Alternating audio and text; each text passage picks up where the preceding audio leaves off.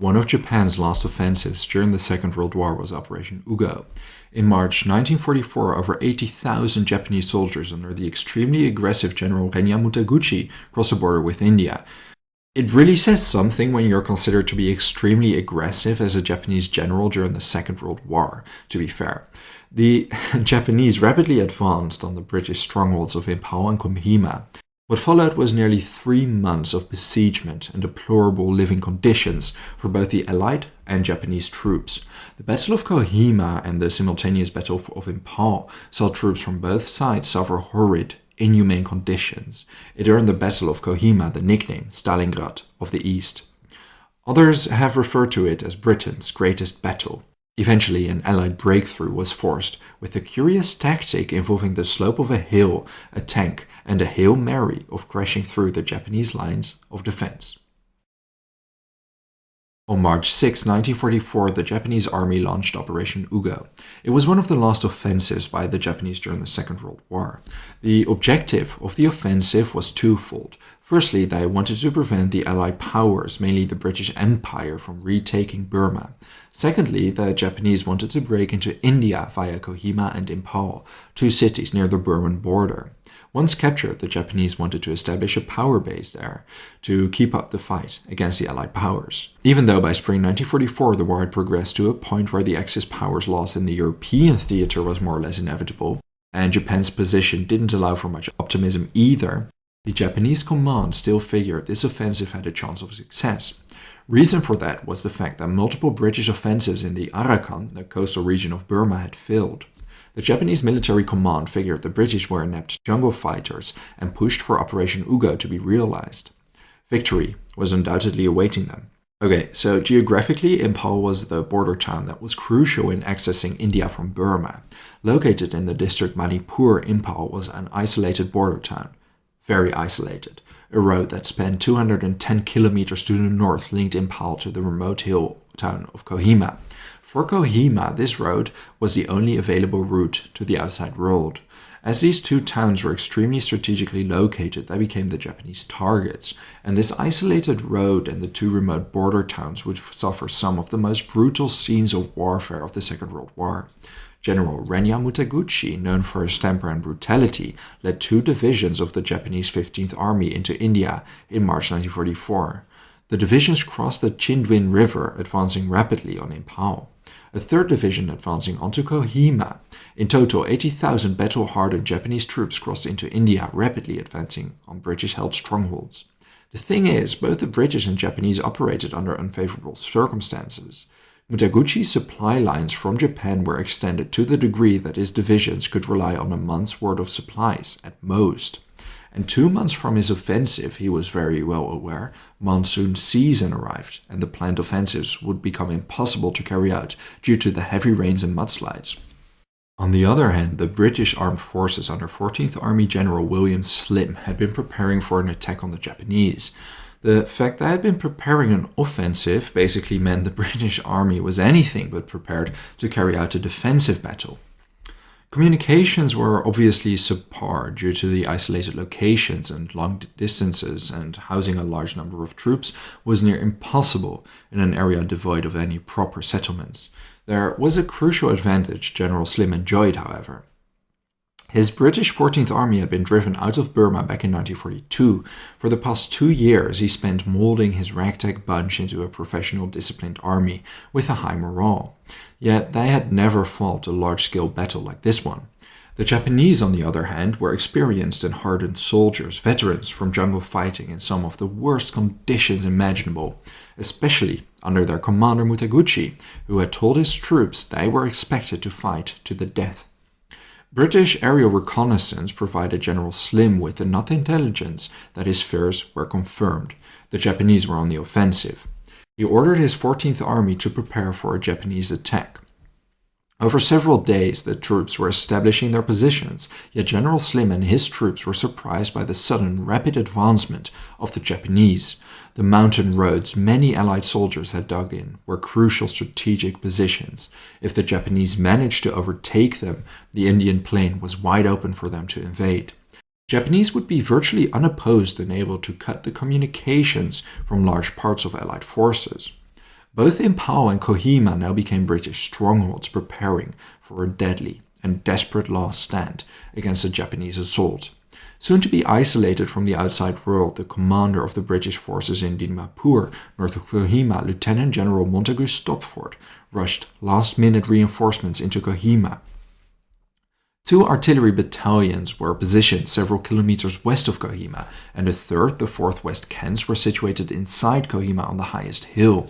This hill would become known as Garrison Hill, for the Allied forces would make a desperate last stand on it. All the while, the Japanese were swarming the area surrounding both Kohima and Imphal, cutting the villages off from the outside world, digging themselves in and preparing their artillery positions and assault. On March 30, the first fighting between the Japanese and British commenced. The roads and entries leading to Kohima were defended by Indian regiments, among which the Assam Rifles, India's oldest paramilitary organization. Colonel U. Richards, commander of the Kohima troops, about 1,200 of them, attempted to hold back the full-fledged assault by hardened Japanese soldiers. General Kotoku Sato led the attack on Kohima and, with relative ease, pushed back the Assam Rifles and other units. Outnumbering the British with 10-1, the Japanese now besieged Kohima. All Colonel Richards could do was hope they managed to stand their ground until a relief force, the British 2nd Division, arrived to push back the Japanese. When this 2nd Division would arrive, well, Colonel Richards didn't know. By April 5th, another crucial development happened. General Mutaguchi's troops had cut the road between Imphal and Kohima. Both settlements were now isolated from each other and the outside world. General Slim's reaction was to order his officers to resist retreating unless they were ordered to do so by higher-ups. The Japanese, unable to advance into Kohima due to the fervent resistance by the British and Indian forces, overtook cliffs, hilltops, and strongholds surrounding the settlement. Soldiers from both sides would often be stuck in trenches, sometimes just several yards away from each other. The situation was incredibly chaotic. Soldiers didn't know whether men in trenches close by were enemies or not. According to a West Kent's officer reminiscing about the battle, a grenade being fired would only take several seconds to reach British defense lines. The Japanese made eager use of their artillery, mortars, and snipers. With significant volume, the British were shelled. The men were pinned down. Movement was near impossible, as a fraction of a second without cover meant near certain death. The majority of British forces engaged in the fighting around Kohima only knew what the situation was like within their own trench and line of defense. They simply couldn't reach the rest nor communicate with them. Aside from the mortars and artillery, the Japanese used loud broadcasts in English urging the British and Indian troops to surrender. General Sato personally ordered these calls in an attempt to demoralize the troops, who were defiantly resisting the assault and constant barrage of Japanese shelling. Both at dawn and sunset, Sato had ordered for increased shelling to take place. The defending Allied troops barely enjoyed sleep, as during the night the rustling of plants and grass kept most defenders awake. It could very well be Japanese troops infiltrating behind their lines, ready to stab or shoot them in a suicidal attack once they managed to get close enough. Slowly but surely, the Allied forces were pushed back all the way onto Garrison Hill. Shortage of water made the situation even worse. Sleep-deprived in horrible mud-caked conditions with the smell of war, constant shelling, and rotting corpses lying around the Allied defense lines, it was unsure if they could hold out for much longer. On April 11th, nearly a week after the Japanese initial assault and shelling started, General Stopford sent the 5th British Infantry Brigade towards Kohima from Dimapur. Now, I mentioned before the 161st Brigade previously with their artillery. They were stationed several kilometers west of Kohima. This division provided cover to the small pocket of Allied defenders with their artillery fire. When Stopford's 5th British Infantry Brigade reached the 161st, they overtook their defensive position. The 161st was now in a position to launch a full-fledged counterattack on the Japanese. It was during this time a message was sent from inside Kohima. The situation was desperate. The shelling and shortage of water meant that if help didn't arrive within 48 hours, Kohima would fall. The message read, "While the men's spirits are all right, there aren't many left of us." On April 17th, the Japanese launched their most brutal offensive yet. The slopes of Garrison Hill were under constant attack. Artillery and mortar barrages were supplemented with suicidal infantry assaults, machine gun fire, and the occasional grenade. The Allied forces used their howitzers to fend off the assault as well as they could. The night after April 18, after over a day of intense fighting, it looked as if Kohima would fall.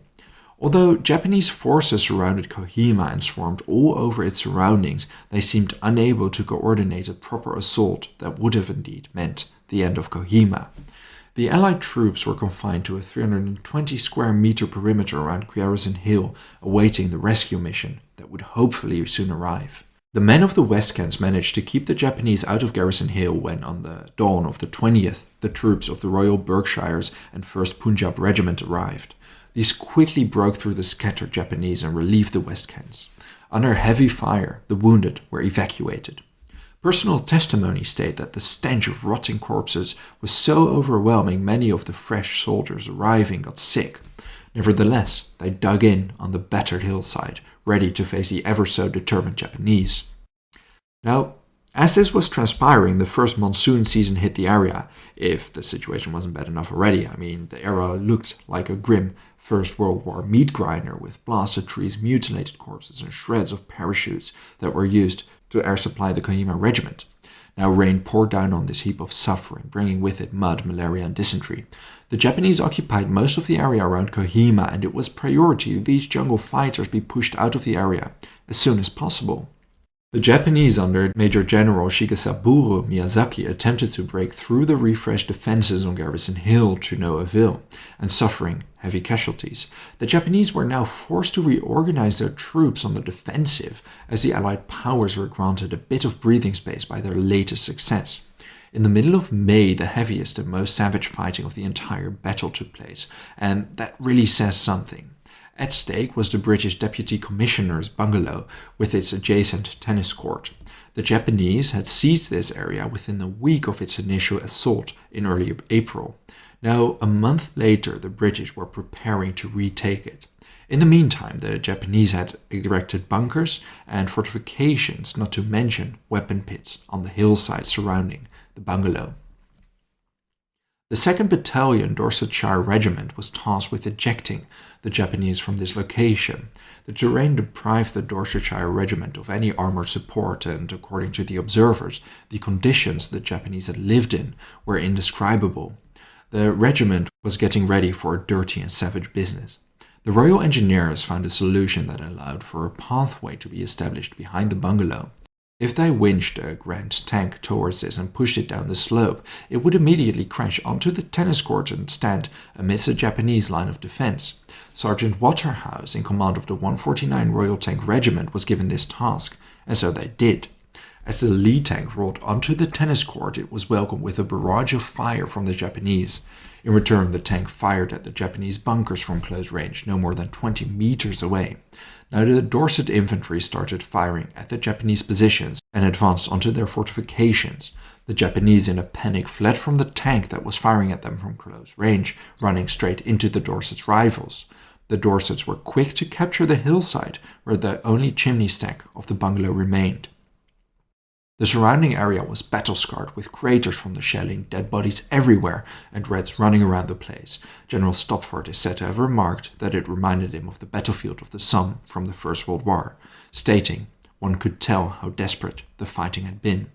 The breaking point for the Japanese was the lack of supplies and ammunition. On May 31st, after several more counter-offensives by the Allied powers, which weren't all successful, the Japanese finally retreated. The Japanese supply lines had been cut, and their resupply positions brought ammunition rather than food. They had been in combat for well over 2 months, while their initial food supply had only lasted them for 3 weeks. General Sato ordered his men to withdraw to Imphal, demoralized, exhausted, wounded, riddled with disease and under constant Allied attack. They retreated. To top it all off, the British 2nd Division and 7th Indian Division pursued the Japanese and used their momentum to relieve Imphal, which had been under Japanese siege for 80 days as well. On June 22nd, Imphal was relieved and General Mutaguchi now too abandoned his offensive. In early July, he ordered his Japanese 15th Army to retreat. Severely impeded by the mud and chaos monsoon season brought with it, the Japanese crossed the border with Burma via the Chindwin River. Of the 80,000 Japanese troops tasked with invading India, merely 20,000 were left standing as they retreated. The Allied powers suffered well over 17,000 British and Indian casualties. Those that fell at Kohima have their monument bearing the epitaph, "When you go home, tell them of us, and say, for your tomorrow, we gave her today." And that's how one of Japan's last offensives in India during the Second World War started very promising, but soon turned into an absolute hellhole. Thank you for watching this video. If there's a topic or event you would like to know more about, let me know your thoughts in a comment. I would also really like to thank all my patrons and channel members for their generous support. If you enjoy House of History and want to support my work, consider checking me out on Patreon. For just $1 a month, you will already gain access to the exclusive Patreon series.